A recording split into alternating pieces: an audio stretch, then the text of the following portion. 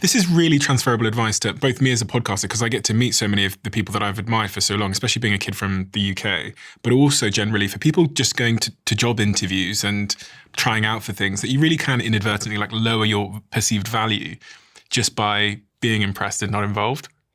Probably won't get hired that way either. Yeah. What's the hiring person want to see? Someone who's respectful. But if you hold them in reverence, they're like, I don't need my ass kissed, man. Don't agree with me on everything.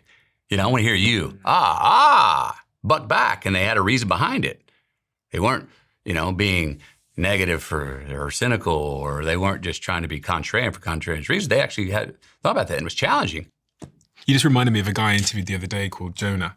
And Jonah, at the very end of the call, young guy, turned around to me and said, by the way, I think you should completely change, this particular company he was going to be joining of mine, completely change the branding. I don't think it's good enough. And I paused and I said to him, I'll never forget what I said. I said, I want to say two things to you, Jonah. First, I jokingly went, how dare you? And secondly, that is the best thing you have said in the last hour. Because for me, he did exactly what you did. He wasn't impressed, he was involved, and he told me that basically our entire brand for this particular company needed to be changed and redone.